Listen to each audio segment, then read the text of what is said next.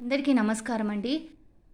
నజీర్ కానీ, చెప్పుల షాప్ గౌస్ కానీ, అమాలి అయిన మా బాషా కానీ, బషీర్ కానీ ఎవరైతే నా భర్త అయిన సైసాకి ఎవరైతే నా మీద తప్పుడు సమాచారం నా భర్తకి ఇచ్చారో, నా భర్త అయిన వాళ్ళ అమ్మ నాన్నలకి ఇచ్చారో, సో వాళ్ళే నాకు మసీదులో నికా చేసిన రోజు నేను ఈ ఆడియోలు, ఈ వీడియోలు, ఈ ఫేస్బుక్లో స్టాప్ చేస్తా. అప్పటిదాకా ఈ రణరంగం ఆగనే ఆగదు. ఈ పోరాటం జరుగుతూనే ఉంటుంది. ఇంకా సివియర్గా జరిగే రోజు వస్తుంది.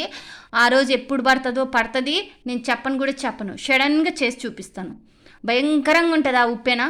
నేను మళ్ళీ చెప్తున్నా, ఎవరైతే నా మీద నా భర్త అయిన సైసాకి ఎవరైతే తప్పుడు సమాచారం ఇచ్చారో మర్యాదగా వాళ్ళు పోయి నా భర్తని మసీదుకి తీసుకొచ్చి నాకు నా భర్తకి ఇద్దరికి నికా చేస్తారా, లేకపోతే ఇంతకంటే రణరంగం చూడాలనుందా అని అనుకుంటే మీకే చాయిస్ వదిలేశాను.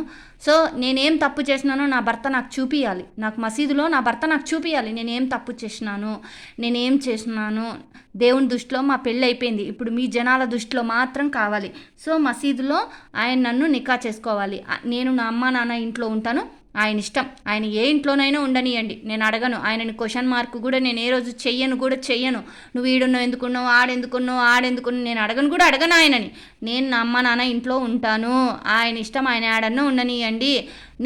నాకు ఆయన వచ్చి ఏం బాగున్నావా ఏందని అడిగిన రోజు నేను ఆయనతో మాట్లాడతాను. సో నాకు కావాల్సింది నా భర్త అయినా నా సైసాతో నాకు మసీదులో నికా జరగాల్సిందే. అప్పటిదాకా నా పోరాటం ఆగదు. నాకు సారీలు, పూరీలు, కొవ్వులు నాకు అవసరంలా. నాకు కావాల్సింది నా భర్త సైసాతో నాకు మసీదులో నికా జరగడం కావాలి, అంతే.